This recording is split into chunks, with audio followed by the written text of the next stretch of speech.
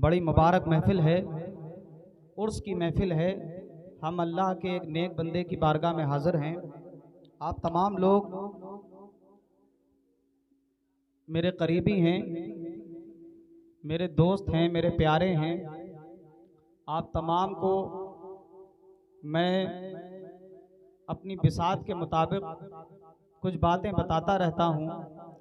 तो आज तमाम उर्स की महफिल में हाजिर हैं, तो मैं चाहता हूँ कि उर्स पर चंद अहम बातें आपसे गोशे गुजार करूँ। उर्स क्या चीज़ है, उर्स किसका होता है। तो ये सबको मालूम है कि उर्स तारीख़ विसाल के दिन जो साहिब मज़ार की तारीख़ विसाल होती है, उस विसाल की खुशी में उर्स मनाया जाता है। उर्स का मतलब होता है शादी। क्या मतलब होता है? शादी। और इसका उमूमी मफहूम है खुशी का दिन। यानी एक बंदा दुनिया में अल्लाह के लिए तड़पता रहा, अल्लाह का दीवाना रहा, अल्लाह का मुहिब रहा, अल्लाह से मोहब्बत करता रहा। फिर एक दिन अल्लाह ने उसको इनाम दिया कि उसको अपना दीदार करा दिया, अपने पास बुला लिया। उसको कहते हैं विसाल, मिल जाना। विसाल महबूब की सबसे बड़ी तमन्ना होती है। उसकी ज़िंदगी मोहब्बत की तकालीफ में गुजरती है। मोहब्बत तकलीफ़ भी देती है, मोहब्बत अज़ियत भी देती है, मगर उस तकलीफ़ और अज़ियत में सुकून होता है, इत्मीनान होता है। तो मोहब्बत में तड़पने के बाद जब बंदा खुदा से मिलता है तो उसको कहते हैं विसाल। तो उसी के मौके पर उर्स को मनाया जाता है। और उर्स होता किसका है? कब्रिस्तान में आम कब्रें हैं, उनका उर्स नहीं होता। उनके मज़ार पर कोई आता जाता नहीं सिवाय उनके घर वालों के या उनके रिश्तेदारों के। तो आम कब्रें हमने अपनी आंखों से देखी और हम रोज़ाना देखते होंगे कि कब्रिस्तान के अंदर वीरान पड़ी रहती हैं। उन पर कोई चादर नहीं चढ़ाता, उन पर कोई फूल पेश नहीं करता, उन पर कोई हाजिर नहीं होता सिवाय घर वालों के, सिवाय करीबियों के। तो पता ये चला कि आम कब्रों से कुछ कब्रें ऐसी हैं जो अलहदा हैं, जो अलग हैं। इनकी कब्रों पर, इनके मज़ारात पर अवाम का हुजूम रहता है और सब हाथ को बांधे हुए अदब के साथ उनके मज़ार पर हाजिर रहते हैं। ये क्या है, ये क्यों है, ये कहाँ से आ गया? मैं आपको बताता हूँ ये क्यों है, बंदा क्यों आता है मज़ारों पर। लोग कहते हैं कि ये हदीस से साबित नहीं है कि तुम बंदों का जिक्र करते हो। ये हदीस से साबित नहीं है कि तुम औलिया का जिक्र करते हो। गोया के औलिया अल्लाह कोई चीज़ नहीं है। अब उसने ना तो कुरान पढ़ा ना हदीस पढ़ी कि जो ये कह रहा है, क्योंकि कुरान में अल्लाह ने क्या फरमाया? अला इन्ना औलिया अल्लाही ला खौफुन अलैहिम वला हुम यहज़नून, कि मेरे कुछ औलिया हैं, उनको ना डर करने की ज़रूरत है और ना वो गमगीन होते हैं। तो ये औलिया का जिक्र नहीं है तो क्या मेरा जिक्र है? ये औलिया का जिक्र और ये कुरान में मौजूद है। अब औलिया का जिक्र अगर ख़त्म करना है तो कुरान की आयतों को मिटाना होगा। अगर कुरान की आयत, अगर औलिया को ख़त्म करना चाहते हो तो पहले कुरान की आयतों को ख़त्म करो, और वो तुम कर नहीं सकते, क्योंकि अल्लाह ने जब कुरान में फरमा दिया अला इन्ना औलिया अल्लाही ला खौफुन अलैहिम वला हुम यहज़नून, जब औलिया का जिक्र कुरान में कर दिया तो अल्लाह खुद कहता है कि हमने जिक्र करा है, अब हम ही इसकी हिफाजत करने वाले हैं। इस आयत की हिफाजत किसी आलिम के हाथ में नहीं है, इस आयत की हिफाजत किसी मुफ्ती के हाथ में नहीं है, इस आयत की हिफाजत खुद रब्बे कायनात के हाथ में है। वही इसकी हिफाजत करने वाला है। अल्लाह ने खुद कुरान में फरमाया कि हम ही ने कुरान को नाजिल किया और हम ही इसकी हिफाजत करने वाले हैं, तुम डरो मत। कुरान से आयतें कहीं नहीं जाएंगी। एक फितना कुछ वक्त पहले उभरा था, उसने कुरान में कुछ तब्दीली करने की कोशिश की, पता चला कि उसको उसके मजहब वालों ने भी धुतकार दिया, उसके मजहब वालों ने भी उसको धुतकार दिया, भगा दिया और जलील और रुस्वा कर दिया। तो जो कुरान पर एतराज करे, जो कुरान में शुकूक व शुबहात पैदा करे, तो अल्लाह खुद उसको मिटा देता है, क्योंकि आयतें मिटने वाली नहीं हैं। तो मैं कह ये रहा था कि लोग ये कहते हैं कि तुम औलिया का जिक्र क्यों करते हो, क्या मिलता है जिक्र करने से। अब मैं आपको नहीं बताऊंगा कि क्या मिलता है, खुद रसूल करीम सल्लल्लाहु अलैहि वसल्लम बताएंगे कि क्या मिलता है। क्या मिलता है? कुछ लोग हैं जो दुनिया में पैदा होते हैं, उनकी ज़िंदगी का मकसद रब्बे कायनात होता है, उनकी ज़िंदगी का मकसद अल्लाह और उसके रसूल की इताअत होती है, अल्लाह के रसूल की पैरवी होती है, अल्लाह के रसूल की मोहब्बत होती है। और जब वो इताअत करके, पैरवी करके, मोहब्बत करके, उल्फत करके और दिल लगा के अल्लाह और उसके रसूल से जब इस दुनिया से चले जाते हैं, तब अल्लाह उनको दायमी जिंदा कर देता है, फिर उनको ख़त्म करने वाला कोई नहीं। और यही वजह है कि मज़ारात को 1000 सालें हो जाती हैं, 800 सालें हो जाती हैं, 600 सालें हो जाती हैं और उनका जिक्र ख़त्म नहीं होता, उनका चर्चा ख़त्म नहीं होता। तो हम औलिया का जिक्र क्यों करते हैं? रिवायत सुनिए, यानी हदीस मुबारका। अब हदीस का कोई इनकार करे तो वो कौन है? काफिर। कहिए काफिर। कौन है? जोर से कहिए, कौन है? काफिर। किसका इनकार करने वाला? हदीस का। हदीस कहते हैं रसूल की बात को, और जो रसूल की बात को न माने वो कौन है? काफिर। अब रसूल करीम सल्लल्लाहु अलैहि वसल्लम क्या फरमाते हैं, सुनिए। हज़रत उमर बिन जमूह रदियल्लाहु ताला अन्हु सहाबी रसूल हैं, अल्लाह के रसूल के सहाबी हैं, आपके साथी हैं। रिवायत करते हैं कि हुजूर नबी अकरम सल्लल्लाहु अलैहि वसल्लम ने फरमाया कि बंदा उस वक्त तक ईमान की हकीकत को नहीं पा सकता। क्या फरमाया हुजूर ने? कि बंदा उस वक्त तक ईमान की हकीकत को नहीं पा सकता जब तक कि वो अल्लाह ताला के लिए ही किसी से नाराज और अल्लाह ताला के लिए ही किसी से राजी ना हो जाए, यानी उसकी रजा और उसकी नाराजगी फ़कत अल्लाह के लिए हो। और ये ऐसा करता कौन है? ऐसा अल्लाह के वली करते हैं। वो किसी से ज़ाती मफाद के लिए नाराज़ नहीं होते, ज़ाती फ़ायदे के लिए किसी से नाराज़ नहीं होते, और ना अपने ज़ाती फ़ायदे के लिए किसी से खुश होते हैं। उनकी नज़र अल्लाह की चौखट पे होती है, रसूल अल्लाह की चौखट पे होती है, और जो अल्लाह को पसंद होता है वो वही किया करते हैं। अल्लाह ही के लिए राज़ी होते हैं और अल्लाह ही के लिए नाराज़ होते हैं। रसूल करीम सल्लल्लाहु अलैहि वसल्लम आगे इरशाद फरमाते हैं, यानी उसकी रज़ा का मरकज़ो महवर फ़कत ज़ाते इलाही हो जाए। शुरू से पढ़ता हूँ। कोई बंदा उस वक्त तक ईमान की हकीकत को नहीं पा सकता जब तक कि वो अल्लाह ताला के लिए ही नाराज़ और अल्लाह ताला के लिए ही राज़ी ना हो जाए। और जब उसने ये काम कर लिया, यानी वो अल्लाह के लिए राज़ी हो गया और अल्लाह ही के लिए नाराज़ हो गया, यानी अल्लाह ही उसका जब मकसद बन गया, जब उसका मतलूब अल्लाह बन गया और वो तालिबे इलाही बन गया, तो अब क्या होगा? रसूल करीम सल्लल्लाहु अलैहि वसल्लम फरमाते हैं, जब उसने ये काम कर लिया तो उसने क्या किया? उसने ईमान की हकीकत को पा लिया। उसने क्या किया? अब उसने कुछ नहीं किया, उसे जो करना था वो कर गया। उसे करना क्या था? उसे अपना मकसद अल्लाह को बनाना था। जब उसने अपना मकसद, अपनी रज़ा और नाराज़गी का मकसद अल्लाह को बना लिया, यानी अल्लाह के लिए नाराज़ हुआ, अल्लाह ही के लिए खुश हुआ, तो अब उसने क्या किया? अब उसने ये किया कि उसने हकीकत ईमान को पा लिया। आगे रसूल कायनात सल्लल्लाहु अलैहि वसल्लम फरमाते हैं, और हकीकत ईमान पाने वाले ऐसे ही खुशनसीबों के लिए फरमान है। यानी अब आगे हुजूर अलैहिस्सलातु वस्सलाम फरमाते हैं कि बेशक, अब आइए कि हम औलिया अल्लाह का तस्करा क्यों करते हैं। हम यहाँ पे औलिया का तस्करा ही तो कर रहे हैं। उर्स क्या है? औलिया का तस्करा करना।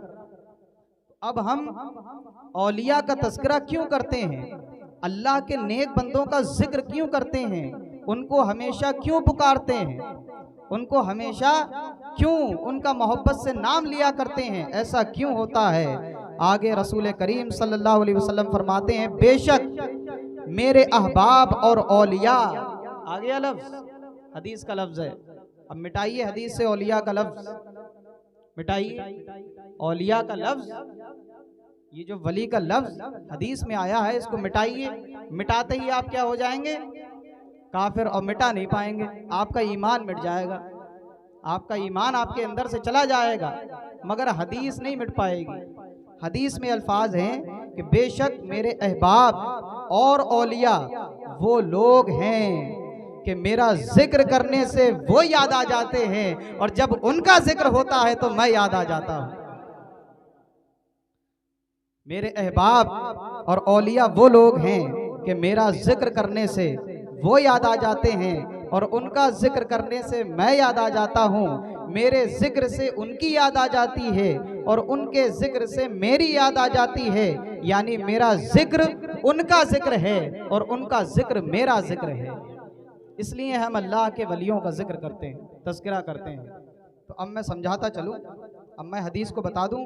ये हदीस इमाम अहमद बिन हम्बल ने रिवायत की है, इमाम तबरानी ने रिवायत की है, और ये जो पूरी हदीस मैंने सुनाई ये इमाम तबरानी की किताब से ली गई है, और हदीस सही है। अब आइए, अब आपको ये पता लगा कि हम औलिया अल्लाह का जिक्र क्यों करते हैं। इसलिए करते हैं कि औलिया अल्लाह का जिक्र करने से खुदा याद आता है। हमारा मकसद तो वही है, वही ज़ात हमारी मकसद है, नज़र हमारी उसी की तरफ है, उसी की जानिब हमारी निगाहें टिकी हुई हैं। अब हम औलिया का जिक्र क्यों कर रहे हैं? हमने वलियों का जिक्र क्यों किया? क्योंकि उसकी सूरत हमें इनकी सूरत में दिखाई देती है, उसका नूर हमें इनके अंदर, इनकी जलवागरी में उसका नूर दिखाई दे रहा है। बड़े सरकार को ऐसे ही कोई नहीं मानता, छोटे सरकार की मज़ार पर ऐसे ही हजारों का हुजूम नहीं जाता।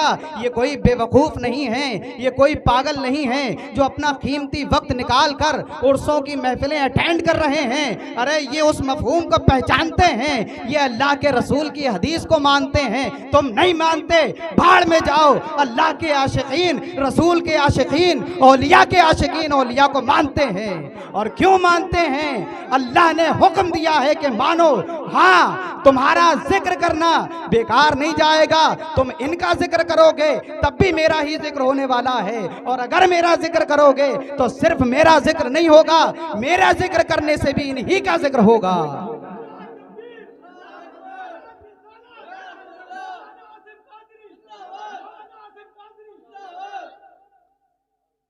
तो फजूल कुछ नहीं है, कान इधर से पकड़ो या इधर से पकड़ो, बात वही है।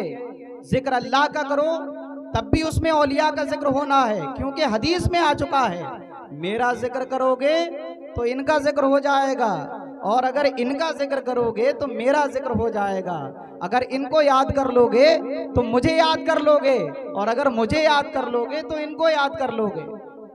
अल्लाह के औलिया अल्लाह से जुदा नहीं हैं। हज़रत ख्वाजा साहब का एक वाक़या मुझे याद आता है। 6 रजब, आखिरी बात अर्ज कर रहा हूँ, बात आप समझ गए, यही बात समझाना आज का मकसद था। समझ गए ना? औलिया अल्लाह का जिक्र क्यों करते हैं? हदीस में आया है, कुरान में आया है, ठीक है। कुरान में अल्लाह के वलियों की तारीफ मौजूद है, और अल्लाह के वलियों का जिक्र मौजूद है। और कुछ लोग औलिया अल्लाह की करामात का इनकार करते हैं। ज़िम्नन बात आ गई, 1 मिनट अर्ज कर देता हूँ। अल्लाह के वलियों की करामात का इनकार करते हैं। खोलिए कुरान मजीद, कुरान मजीद खोलिए, कुरान मजीद की एक आयत में वाक़या है हज़रत सुलेमान अलैहिस्सलाम का। हज़रत सुलेमान अलैहिस्सलाम ने मलिका बिल्कीस को बुलाया। मैं मुख्तसरन अर्ज़ कर रहा हूँ। तो मलिका बिल्कीस वहाँ से चल दी। सुलेमान अलैहिस्सलाम के कब्ज़े में जिन्नात भी थे, इंसान भी थे, चरिंदो परिंद जानवर नबातात सब उनके कब्ज़े में थे। उनको हुक्मरानी दी गई थी, अल्लाह ने उनको हुक्मरानी अता फरमाई थी। अब आदमी ये कहता है कि इंसान खुद से मालिक बन गया। इंसान कभी खुद से मालिक नहीं बनता। अल्लाह बनाता है तो इंसान बन जाता है। अल्लाह उसको बनाता है कि ये बीमारियों को दूर कर दे तो वो दूर कर देगा।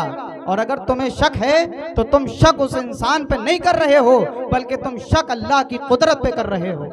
और अल्लाह की कुदरत पे शक करना क्या है? कुफ्र, फौरन कुफ्र हो जाएगा। तो सुलेमान अलैहिस्सलाम ने फरमाया कि मलिका बिल्कीस जहाँ से उनको आना था वो वहाँ से चल दी हैं। अब उनका तख्त वही है, तो कौन है जो उनका तख्त यहाँ पर बहुत जल्दी ला करके दिखा दे? मैं मफहूम अर्ज कर रहा हूँ। हजरत सुलेमान अलैहिस्सलाम ने क्या फरमाया कि वो तख्त मलिका बिल्कीस का कौन है जो सेकंड से पहले भी यहाँ पर लाकर दिखा दे। तो एक जिन्नात में से, जिन्नात के गिरोह में से एक जिन खड़ा हुआ जिसका नाम था इफरीत। क्या नाम था? इफरीत। उस जिन ने कहा कि मलिका बिल्कीस के आने से पहले मैं ये तख्त आपकी खिदमत में पेश कर दूंगा। जिन ने ये कहा। सुलेमान अलैहिस्सलाम ने फिर फरमाया कि इससे भी जल्दी कोई ला सकता है? इससे भी जल्दी कोई ला सकता है? तो अब कुर्बान जाइए औलिया अल्लाह की शान पर, औलिया अल्लाह के नाम पर कहिए सुभान अल्लाह। कानों को खोल लीजिए। और ये कुरान में मौजूद है, अपनी ज़ुबान से नहीं बताता हूँ, अपनी ज़ुबान से नहीं कहता, कुरान में मौजूद है। इफरीत ने कहा कि मलिका बिल्कीस के आने से पहले वो तख्त आपकी खिदमत में होगा। सुलेमान अलैहिस्सलाम ने फरमाया इससे भी जल्दी कोई ला सकता है? हजरत आसिफ बिन बरखिया रज़ी अल्लाह ताला अन्हु, जो अल्लाह के वली हैं, अल्लाह के महबूब हैं, अल्लाह के नेक बंदे हैं। जिस तरह नेक बंदे यहाँ पे मौजूद होते हैं, मज़ारात में आराम करते हैं, ऐसा ही एक अल्लाह का वली जिसका नाम क्या है? हजरत आसिफ बिन बरखिया रज़ी अल्लाह ताला अन्हु फरमाते हैं कि सुलेमान अलैहिस्सलाम, मैं आपकी बारगाह में अर्ज कर रहा हूँ कि मलिका बिल्कीस का तख्त आपकी पलक झपकने से पहले यहाँ मौजूद होगा। एक जिन की ताकत ये थी कि उसने कहा कि उनके आने से पहले, यानी थोड़ा वक्त लग सकता है, थोड़ा वक्त लग सकता है। वो तो वहां से चल दी हैं, अब कितनी देर उन्हें आने में लगे, लिहाजा उनके आने से पहले ये जिन जिसका नाम इफरीत है आपकी खिदमत में वो तख्त लाकर पेश कर देगा। अल्लाह के वलियों को कोई काम मुहाल नहीं होता, कोई काम उनके लिए नामुमकिन नहीं होता। इसी को करामात कहते हैं, इसी में लोग उलझ जाते हैं। करामात भी अल्लाह की अता से मिला करती हैं। हजरत आसिफ बिन बरखिया ने क्या कहा कि ऐ हजरत सुलेमान अलैहिस्सलाम, मैं आपकी बारगाह में अर्ज ये करता हूँ कि आपकी पलक झपकने से पहले वो तख्त आपकी खिदमत में होगा।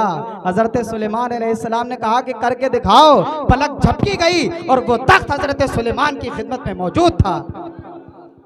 तो ये औलिया की ताकत होती है, ये अल्लाह के वलियों की करामात होती है। तो किसी की बातों में ना आए, किसी की बातों में उलझने की कोशिश ना करें। कुरान सीधा सीधा है, हदीस बिल्कुल सीधी सीधी है, घुमा फिरा के समझने की जरूरत नहीं है। जो कुछ कुरान में लिखा है मानो, जो कुछ हदीस में लिखा है उसको मानो। तो अब समझ में ये आया कि औलिया अल्लाह का जिक्र कहाँ मौजूद है? कुरान में, हदीस में। हदीस रसूल का झुटलाने वाला कौन है? काफिर। कुरान मजीद को झुटलाने वाला कौन है? काफिर। और अगर वाकई कोई हसद रखता है औलिया से, बुग़्ज़ रखता है कि मत मानो, हम नहीं मानते, कोई वली नहीं होता, कोई अल्लाह का वली नहीं होता, अल्लाह किसी को वली नहीं बनाता, तो गोया के न उसने कुरान पढ़ा है न उसने हदीस पढ़ी है।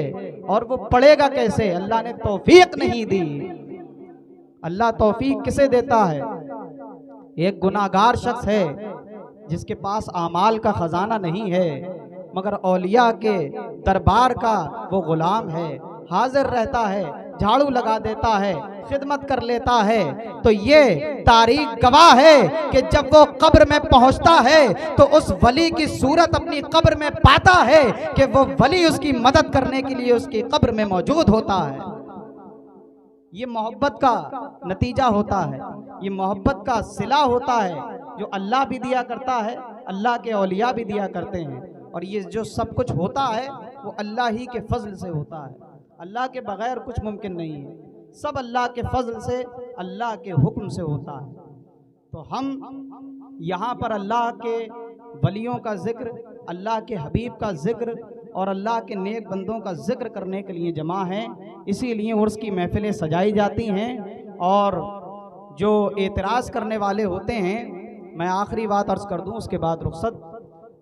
जो एतराज़ करने वाले होते हैं उनका मसला क्या होता है, वो बेवकूफ़ होते हैं, वो बेवकूफ़ होते हैं। और मैं फिर से आपसे कहता हूं कि आपको उलझने की बिल्कुल ज़रूरत नहीं है, आपको परेशान होने की बिल्कुल ज़रूरत नहीं है। अगर आपको उलझाने के लिए कोई आता है तो आप कहिए कि हमारे इमाम को उलझा दो, अगर वो उलझ गया तो हम भी उलझने के लिए तैयार हैं। सीधी बात आप ये कह देना। और मैं माइक पर कह रहा हूं, कोई सुने तो क्या कह रहा है? औलिया अल्लाह का जिक्र ये कुरान में मौजूद है, हदीस में मौजूद है, इसीलिए हम सब किया करते हैं। हाँ, जो एतराज़ करे, जो एतराज़ करे कि उर्स में ये सजावट क्यों होती है, उर्स में चादर क्यों चढ़ाई जाती है, या उर्स में लंगर क्यों किया जाता है, ये कहाँ से साबित है, ये कहाँ पर लिखा हुआ है, तो इनका मसला ऐसा होता है कि इनसे पूछो कि मसाले खाना जायज़ हैं, ये कहेंगे हाँ जायज़ हैं। अब फिर इनसे पूछो कि गोश्त खाना जायज़ है, ये कहेंगे कि हाँ जायज़ है। फिर इनसे पूछो कि चावल खाना जायज़ है, वो कहेंगे कि हाँ जायज़ है। फिर इनसे पूछो कि रिफाइंड ऑयल, कड़वा तेल, देसी घी खाना जायज़ है, ये कहेंगे कि हाँ जायज़ है। और जब इनसे कहोगे कि बिरयानी खाना जायज़ है, ये कहेंगे कि हराम है। अब उसमें बताओ कि हराम का शायबा क्या है। अगर कोई ये साबित कर दे कि चादर चढ़ाना गुनाह है, लंगर करना गुनाह है, सजावट करना गुनाह है, तो मैं उसके घर की गुलामी करने के लिए तैयार हूं। कोई ये साबित करके दिखा दे कुरान और हदीस की रोशनी में, अपने दिमाग की रोशनी में नहीं। दिमाग की कोई किसी का नहीं मानता, सब कुरान को मानते हैं, हदीस को मानते हैं।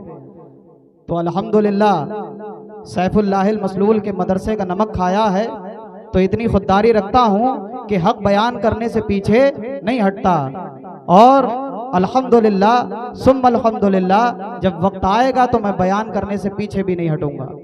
तो आप लोग पूरे यकीन के साथ रहें, औलिया के मज़ारात पर हाजिर होते रहें, वहाँ पर सलाम करने के लिए जाते रहें, फातिहा पढ़ने के लिए जाते रहें, और बेवकूफ़ों की बातों में ना आएँ। अल्लाह हमें अमल की तौफीक अता फरमाए, हमारे गुनाहों को माफ़ फरमाए, हमें औलिया का फैज़ान अता फरमाए, औलिया की मोहब्बत अता फरमाए।